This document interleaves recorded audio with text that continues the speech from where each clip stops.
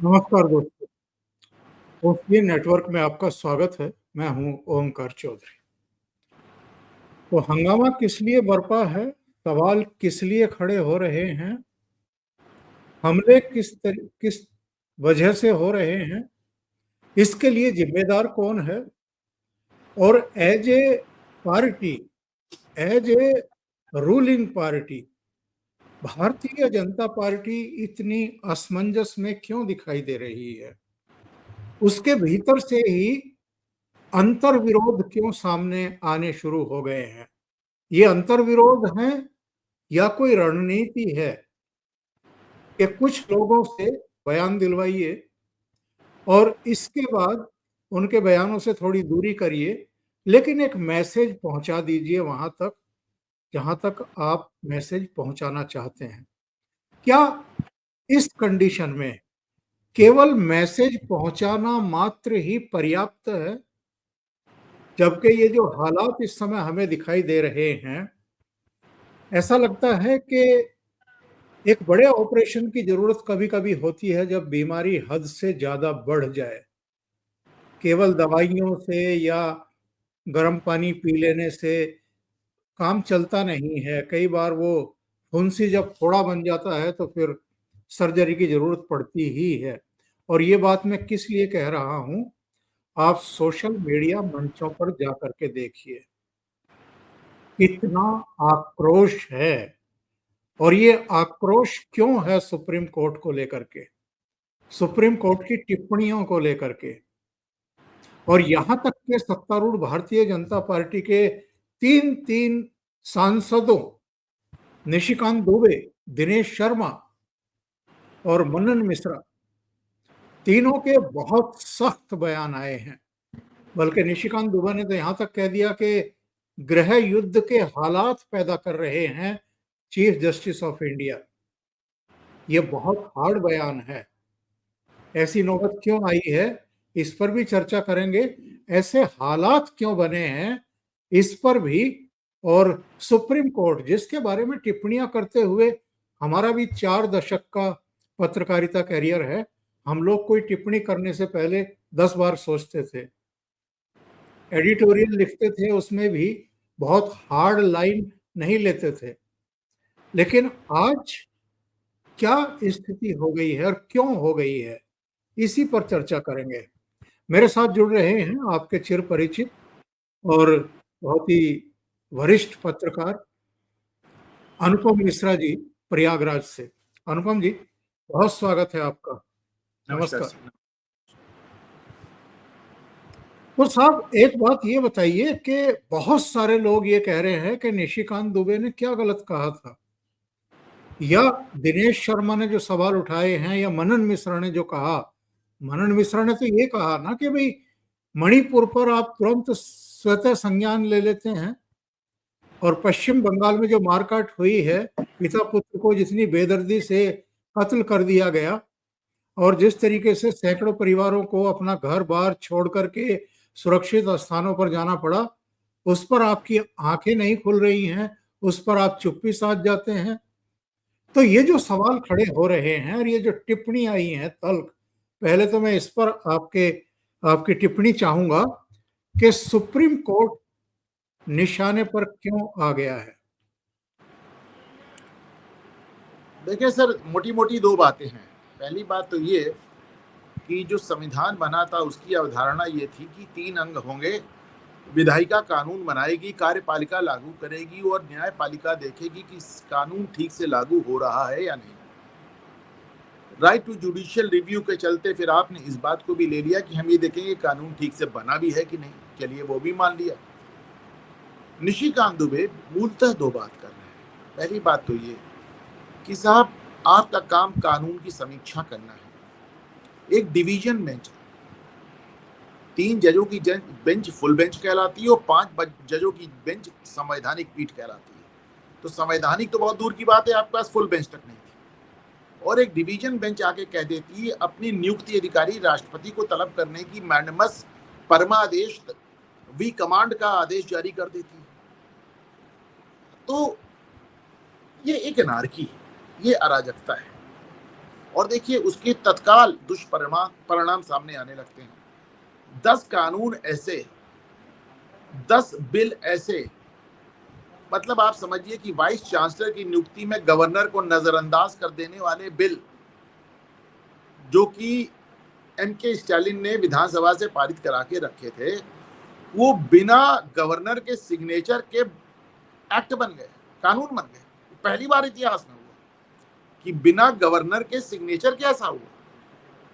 क्यों? Supreme court ने कह दिया कि साहब ये डीम्ड मान लिया जाएगा कि गवर्नर ने साइन कर दिया। जिस सुप्रीम कोर्ट के पास 5 करोड़ मुकदमे लंबित हैं, वो अपनी नियुक्ति अधिकारी राष्ट्रपति से कह रही है कि तुम 3 महीने में फैसला दो, वरना मान लिया जाएगा और हम तुम्हें मैंडेटस जारी कर देंगे। आप देखिए उसके तुरंत बाद स्टालिन ने एक नया प्रस्ताव ले आए। वो उनके आप जरा से जो ज्यादा ऑटोनॉमी, ज्यादा फ्रीडम उन्होंने मांगा है तमिलनाडु में, वो देखिए कुल मिलाकर तमिलनाडु के लिए वो धारा 370 मांग रहे हैं। कल को उमर अब्दुल्ला भी ऐसा कोई ले आएंगे एक कानून जिसमें 370 सीधे सीधे तो नहीं होगा, पर कमोबेश वही बातें होंगी और गवर्नर उसको राष्ट्रपति के पास भेज देगा और राष्ट्रपति उसको 3 महीने में उसकी सहमत देने के लिए बाध्य होगा। आप एनार्की ला रहे हैं। केरल सरकार को देखिए, केरल सरकार के वकील ने जाके chief justice of India Sanjeev Khanna की कोर्ट में ओपनली कहा कि साहब हमारा भी मुकदमा ऐसा ही है, उसको हम आप क्या नहीं सुनवाना चाहते, उसको आप प्लीज जस्टिस पारदीवाला क्या लगा दीजिए, क्योंकि जस्टिस पारदीवाला ने स्टालिन को जजमेंट दिया, हमको भी दे देंगे, जिसको बेंच हंटिंग कहते हैं, जिससे सुप्रीम कोर्ट इतना नाराज रहती है। तो ये एक आपने एक एनार्की वाली बात कर दी, वो भी एकदम संविधान ही बदल डाला 2 जजों की बेंच ने मिलकर। जस्टिस पारदीवाला इसके पहले, अच्छा एक तो ये मेजर ऑब्जेक्शन निशिकांत दुबे का, और ये ऑब्जेक्शन निशिकांत दुबे का नहीं है, ये ऑब्जेक्शन सबसे पहले हमारे उपराष्ट्रपति ने उठाया था, क्योंकि स्वयं वरिष्ठ अधिवक्ता रहे हैं, बहुत जबरदस्त वकील रहे हैं, उनका इंटरनेशनल एक्सपोजर रहा है और कानून के इंटर्न से बात करते हुए उन्होंने इसको टुकड़े टुकड़े में पूरा कह डाला, निशिकांत दुबे। दूसरी बात जो वो कह रहे हैं कि गृह युद्ध वाली बात कह रहे हैं, सुप्रीम कोर्ट और हाई कोर्ट इस बात को कई बार दोहरा चुकी है कि भाई जजों को जो कुछ कहना है अपने आदेश के माध्यम से कहना चाहिए, टिप्पणियों के माध्यम से नहीं कहना चाहिए। पर हाई कोर्ट और सुप्रीम कोर्ट अक्सर ऐसी टिप्पणी करती है कि आदेश किनारे हो जाता है और टिप्पणी बड़ी हो जाती है। नूपुर शर्मा के केस में यही जस्टिस पारदीवाला की बेंच ने कह दिया कि साहब इस देश में आग लगाने के लिए नूपुर शर्मा जिम्मेदार है, और फिर देखिए बात कहां से कहां चली गई। तो साहब आप ऐसे बैठ के लोगों को सर्टिफिकेट बांट रहे हैं। तो ये बात उन्होंने कहा कि अच्छा रही बात उनके विरोध की, तो विपक्षी दलों को छोड़ दे तो कोई निशिकांत दुबे का ऐसा विरोध नहीं कर रहा। आज हमारे पूर्व मुख्य चुनाव आयुक्त एसवाई कुरैशी ने उनको कुछ ललकारा, तो उन्होंने पलट के जवाब दे दिया। अब कुरैशी साहब जमाने से जब से रिटायर हुए बड़े महीन तरीके से अपना एजेंडा चलाते रहते हैं, हामिद अंसारी के अंदाज में। और बिल्कुल तो हाँ, और वो तो अब खुल के वक्फ बोर्ड की वकालत कर रहे हैं कि वक्फ बोर्ड को किसी हालत में हाथ से नहीं निकलने देना चाहिए। उसमें उन्होंने निशिकांत दुबे को कुछ कह दिया, तो निशिकांत दुबे ने उनको पलट के कह दिया कि साहब आप भारत के नहीं, आप मुसलमानों के चुनाव आयुक्त रहे हैं और आप ही के जमाने में बांग्लादेशियों को बड़ी मात्रा में वोटर लिस्ट में शामिल किया गया। उसके बाद वो ठंडे हो गए। Nishikant Dubey is on fire. आपने देखा कि पार्लियामेंट में भी, संसद में भी आज निशिकांत दुबे के बारे में हम चाहते हैं कि हमारे दर्शक एक मोटी सी बात जान लें। निशिकांत दुबे मोदी लहर के प्रोडक्ट नहीं है। निशिकांत दुबे 2014 में सांसद नहीं हुए थे। निशिकांत दुबे पहली बार 2009 में जब सांसद हुए तो कांग्रेस लहर थी, कांग्रेस जीत रही थी, तो चौथी बार कांग्रेस लहर में वो पहली बार सांसद हुए और उसके बाद लगातार 4 बार के सांसद हैं, 2009, 2014, 2019, 2024। तो वो लगातार सांसद बने हुए हैं और बड़े प्रखर वक्ता हैं, MBA का किया है, पढ़ाई लिखाई की है, पढ़े लिखे आदमी हैं, बड़े तथ्यों के साथ बात करते हैं। संसद में उनके भाषण आपने देखा है कि जब वो बोलते हैं तो फिर उनके आगे कोई टीका टिप्पणी बनती नहीं है। लेकिन वो अलग बात है कि भाई सुनने लायक भी होते हैं, संग्रहणीय भी होते हैं। और उन्होंने खुद इस बात को कहा है कि भाई उनको भारतीय जनता पार्टी में वो लेकर आए थे, क्या नाम है वो जो RSS से आए थे, गोविंदाचार्य खुद ही बड़े फायरी आदमी थे। वो अटल जी से टक्कर हो गई, उनको साइड लाइन करना पड़ा। बाकी गोविंदाचार्य खुद ही बहुत फायरवान आदमी थे, तो भाई अपने जमाने में गोविंदाचार्य और उमा भारती ये सब बड़ी एक फायर ब्रिगेड हुआ करती थी एकदम, कुछ भी। अब उसी में आप देखें, निशिकांत दुबे भी उसी टीम के सदस्य हैं, उन्होंने स्वयं बताया, बड़े फायरी अंदाज है, 4 बार सांसद, विपक्षी लहर में सांसद होने के बाद भी उनको अभी तक मंत्री पद नहीं दिया गया, शायद इसी कारण से क्योंकि वो अपनी बात को खुलकर रख सकते हैं। दूसरी बात एक मैं इससे और जोड़ूंगा, मुझे इस बात पर यकीन थोड़ा कम होता है कि भारतीय जनता पार्टी के अध्यक्ष जेपी नड्डा सब कुछ अपने मन से करते हैं। अपने मन से वो कंगना रनावत से को डांट देते हैं, अपने मन से किसान मुद्दे पे, अपने मन से वो आरएसएस को कह देते हैं कि हमें आरएसएस की जरूरत नहीं है, अपने मन से वो कह देते हैं कि निशिकांत दुबे का पार्टी से कुछ लेना देना, उनके बयान का पार्टी से कुछ लेना देना नहीं है। मैं नहीं मानता। वो देखिए एक कंसेप्ट है गुड कॉप बैड कॉप का, सामने वाले के मनोबल तोड़ने के लिए एक आदमी अच्छा बन जाता है, एक आदमी बुरा बन जाता है। मुझे लगता है जेपी नड्डा को पार्टी बैड कॉप बनाकर पॉलिटिकल बैलेंसिंग करती रहती है। उनका आगे बढ़ने से पहले इस पर भी एक टिप्पणी करिए कि मणिपुर पर आप अति सक्रियता दिखाते हैं, टिप्पणी करते हैं, स्वतः संज्ञान लेते हैं और पता नहीं किस किस तरह की टिप्पणी कर डालते हैं। आप लोग फैसला करिए नहीं तो हम करेंगे, कुछ इस तरह के से धमकी देने वाले अंदाज में। बंगाल पर चुप्पी साध लेते हैं। ये सेलेक्टिव मामले क्यों हो रहे हैं? जुडिशियरी के ऊपर इसीलिए सवाल खड़े हो रहे हैं। आप उत्तर प्रदेश के बारे में कह देते हैं कि वहां अराजकता की स्थिति है, कानून का राज नहीं है, और दूसरे राज्यों में आप आंख मूंद लेते हैं। देखिए, सुप्रीम कोर्ट आज की तारीख में अगर आलोचना का शिकार बन रही है तो उसका सबसे बड़ा कारण यही है कि उनका सेलेक्टिव जो उनका नजरिया है, किसी पे फायर हो जाना, किसी को छोड़ देना। नूपुर शर्मा पे आप फायर हो गए क्योंकि उसने मुस्लिम धर्म को लेकर कुछ कहा, और उदयनिधि स्टालिन को आपने राहत दे दी जिसने पूरे सनातन धर्म को गाली दी। आप देखिए ना, किसी पे फायर किसी पे छोड़ रहे हैं। आपको मणिपुर में इतना बुरा लग गया कि आपने स्वतः संज्ञान ले लिया। पश्चिम बंगाल में आपको इतनी दिक्कत आ रही है, एक छोटे से मामले को नजीर बना के आपने कह दिया कि उत्तर प्रदेश में कानून व्यवस्था ही ध्वस्त हो गई है। पश्चिम बंगाल में एकदम भयानक आग लगी हुई है और आपको नजर नहीं आ रहा है।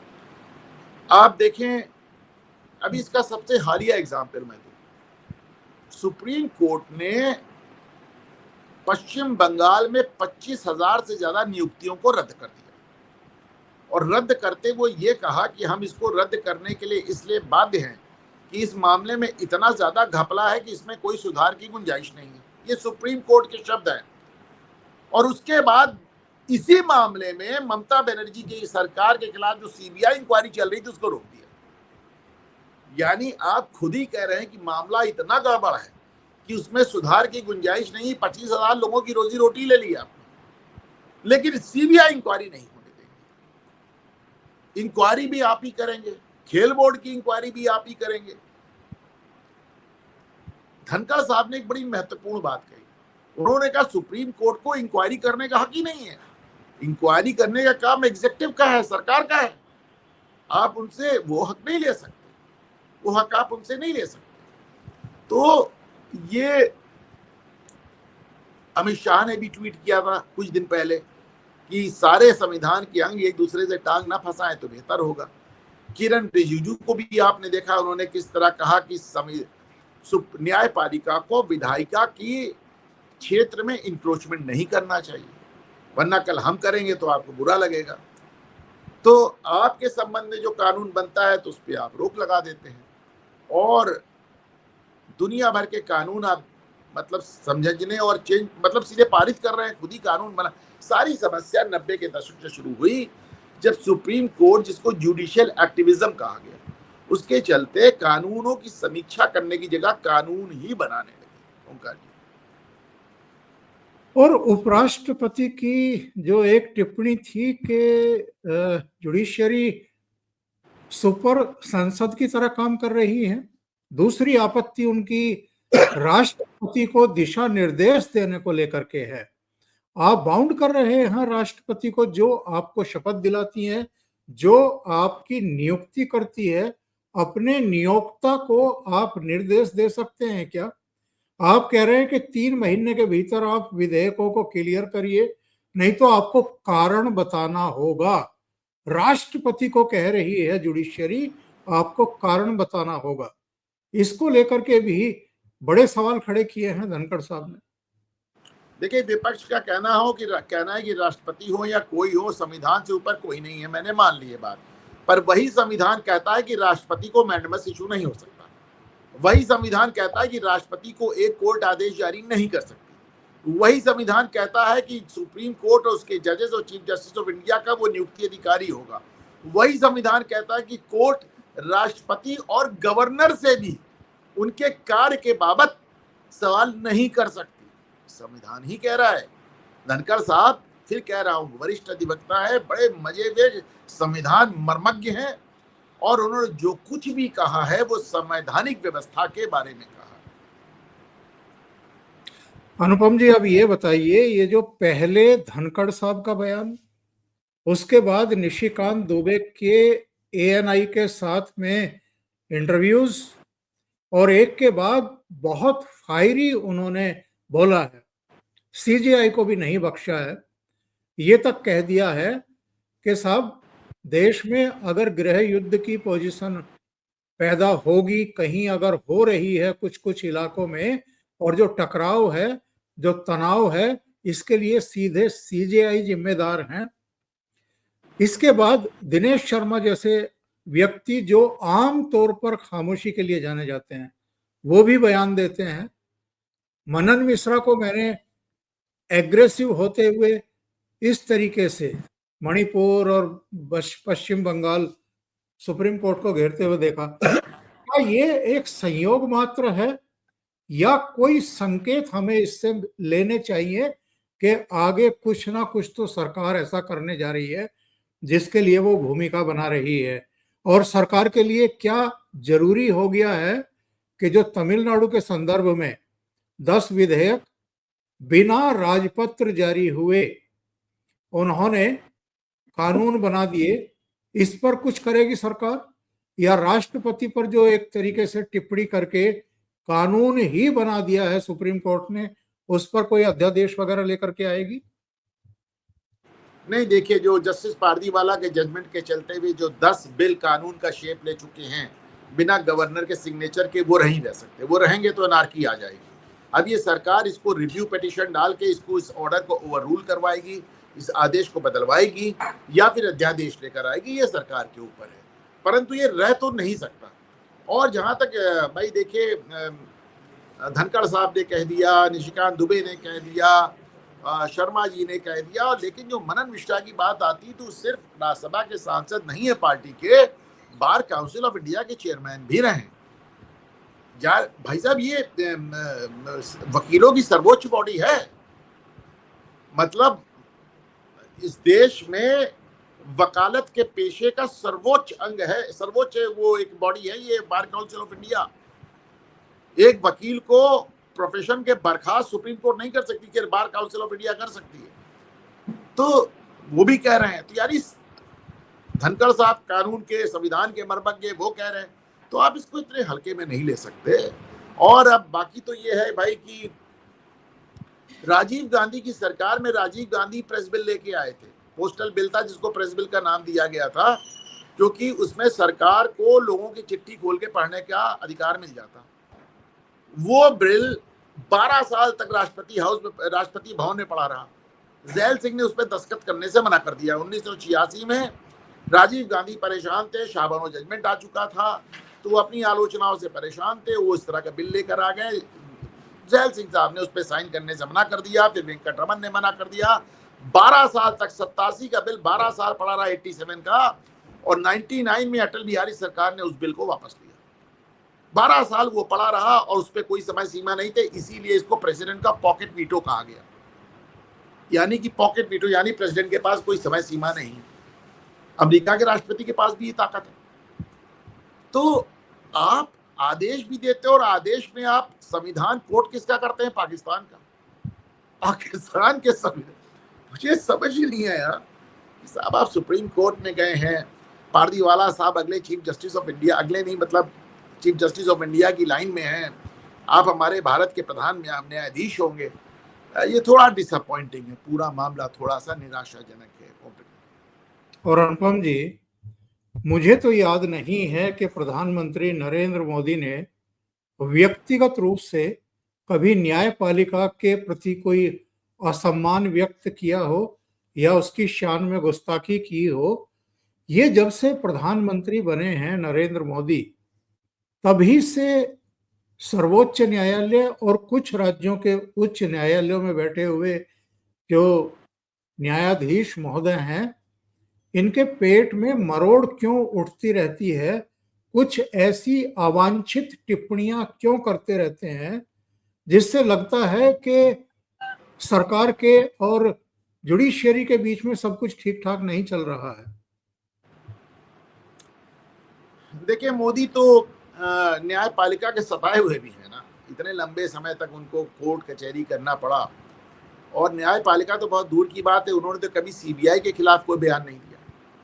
आज जब ईडी और सीबीआई पूछताछ करती है राहुल गांधी से, तो पूरा कांग्रेस पार्टी उनका कोशिश करते हैं कि सीबीआई ईडी का ऑफिस ही गिरा दें, पूरे देश में प्रदर्शन करते हैं। मोदी मुख्यमंत्री रहते हुए भाग भाग के दिल्ली आते थे, 7-7 घंटे उनसे जिरह की जाती थी, और वो कहते थे मुख्यमंत्री होने के कारण, होने के नाते, भारत के नागरिक होने के नाते मेरा कर्तव्य है कि मैं सीबीआई के सवालों का जवाब दूं।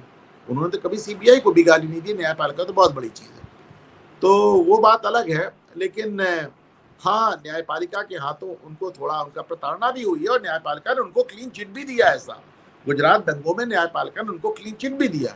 अब न्यायपालिका कोई मोनोलिथिक बॉडी नहीं है कि एक मतलब पूरी न्यायपालिका एक जैसे सोचती है। इसका आप देखिए, सबसे बड़ा एग्जाम्पल देखिए, तीस्ता सीतलवाड़ वाले मामले में सुप्रीम कोर्ट की एक बेंच ने कहा कि औरत 20 साल से झूठ बोल रही है और 20 साल से फर्जिफिकेशन कर रही है, इसके खिलाफ कानूनी कार्रवाई होनी चाहिए। सरकार ने उसमें एफआईआर लिखी, और तत्काल सुप्रीम कोर्ट की ही दूसरी बेंच ने उसको स्टे कर दिया, उनको जमानत दे दिया। और उस जमानत के लिए हमारे भारत के प्रधान न्यायाधीश चंद्रचूड़ साहब, जो कि रात में बैठ के कोई एक डांस का फंक्शन देख रहे थे, बाहर निकल के आप फोन पे उन्होंने बेंच बनवाई, और रात को 9 बजे 10 बजे जमानत हुई। तो सुप्रीम कोर्ट में भी अलग अलग तरह के जजेस और अलग अलग तरह के विचार हैं। एक ये बताइए साहब, 3 कृषि कानूनों को होल्ड पर डाल दिया था, इसके अलावा 2015 में, लेकिन सुप्रीम कोर्ट की कमेटी ने यह भी पाया था बाद में कि इस देश के 85-86% किसान चाहते हैं कि कृषि कानून लागू हो जाए। जी हाँ, और जब होल्ड पर डाल दिया और उस पर बैठ गया सुप्रीम कोर्ट, तो मोदी जी को वो कानून वापस लेने पड़े थे। और जो आप बता रहे हैं वही मोदी जी ने पार्लियामेंट में भी कहा था कि इस देश के जो लघु, सीमांत और मझोले 88% किसान हैं, हम उनकी बेहतरी के लिए ये 3 कृषि कानून लेकर के आए थे। यानी आड़तियों के दबाव में, पॉलिटिकल पार्टियों की साजिश के चलते, और शायद हरीश साल्वे के तर्कों से भी असहमत होते हुए सुप्रीम कोर्ट ने एक ऐसा काम कर दिया जो 88%, 86% किसानों के खिलाफ गया। इसके अलावा 2015 में जो न्यायिक सुधार के लिए कानून लेकर के आई थी मोदी सरकार, उसको तो खारिज ही कर दिया ताकि कॉलेजियम बना रहे। और इस मामले में भी, वक्फ संशोधन अधिनियम के मामले में भी, अगर सीजेआई के बयान देखें तो ऐसा लगता है कि बस ये अब इसको होल्ड पर डालेंगे, अब इसको होल्ड पर डालेंगे, अब अंतरिम आदेश देंगे और इसको भी पेंडिंग डाल देंगे। संसद के द्वारा पारित किसी कानून को खारिज कर देना या होल्ड पर डाल देना, ये क्या संदेश और संकेत देता है?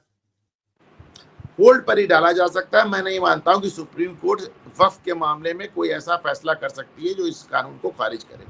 क्या कहेगी सुप्रीम कोर्ट कि वक्फ बाई यूजर चलने दो, वक्फ बोर्ड जिस जगह पे हाथ रख दे उसका कर दो। खुद ही बता रहे हैं कि दिल्ली हाईकोर्ट तक के वो अपना दावा कर चुकी है। सुप्रीम कोर्ट से अगर सहमत पा जाएगी, दिल्ली हाईकोर्ट में कब्जा ही कर लेगी।